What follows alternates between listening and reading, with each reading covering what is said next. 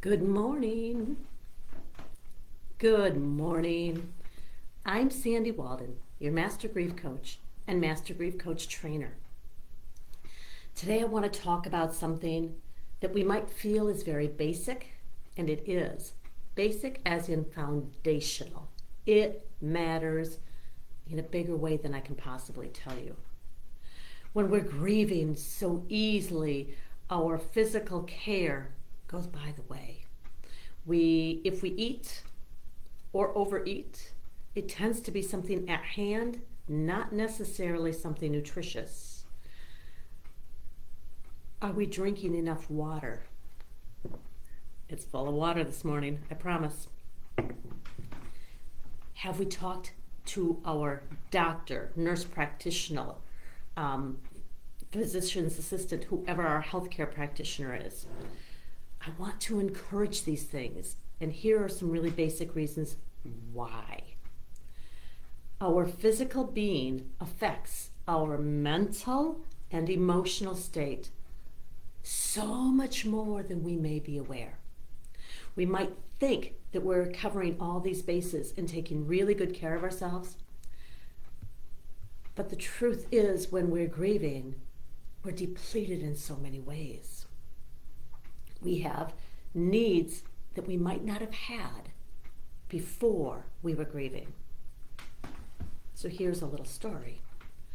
We've always been people who cooked pretty much from scratch, really healthy, a lot of vegetables and salads because it's what we like. Now, after Mike died, that was still the norm. In fact, we thought we stepped it up because our surviving sons and daughter-in-law were around a lot. And still, about a month after Mike died, I was in an emergency room.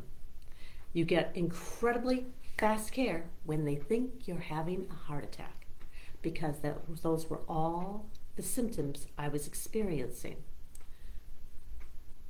It turned out, thank God, that I was low on potassium, but my body was experiencing all of these overwhelming symptoms. To say it was scary is kind of an understatement.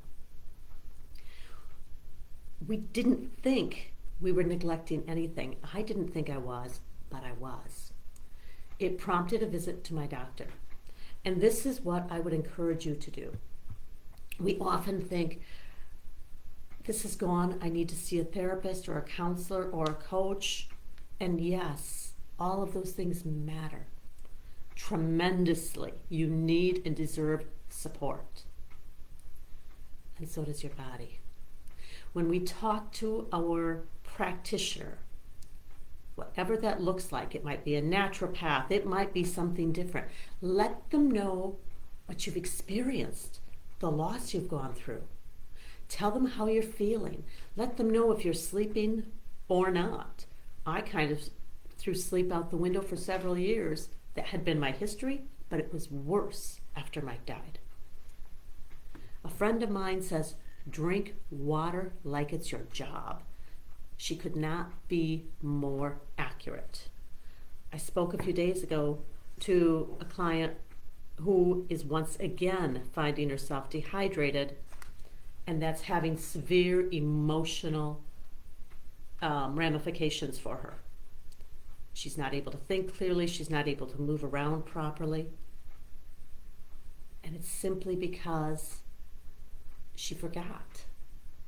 She's in deep pain. This is completely reasonable. This is not to shame anyone. This is to say, let's remind one another. If you live with other people, prompt them. Put that mug of water in their hand and ask them to take a few drinks. And while they're doing it, do the same for yourself. Talk to your health practitioner and let them know. It may be that your body needs some different supplements that you were having before. I don't know. I'm not a healthcare practitioner, so I'm not pretending to have those answers. But I do know that I had experiences that absolutely knocked my socks off, and so have many other people I've talked to. It's really typical for our sleep to be disrupted. Let them know. We might be eating food that's at hand and not necessarily healthy. We might be way overeating, that was the case for me, or not eating at all. I experienced that in the beginning as well. All of those things throw our body even more out of kilter. And while we're very aware that we have emotionally received a massive hit when somebody we love dies,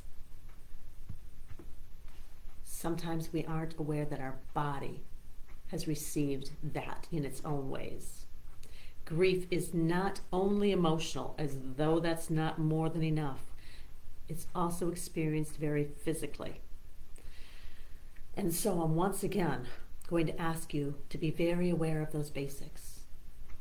Are you sleeping enough? If sleep is elusive,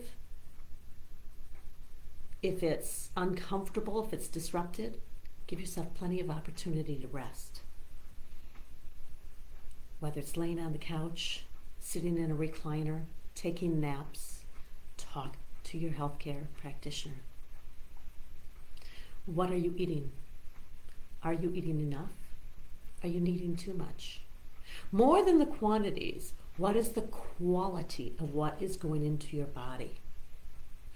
How can you step that up to be improved and be healthier for you?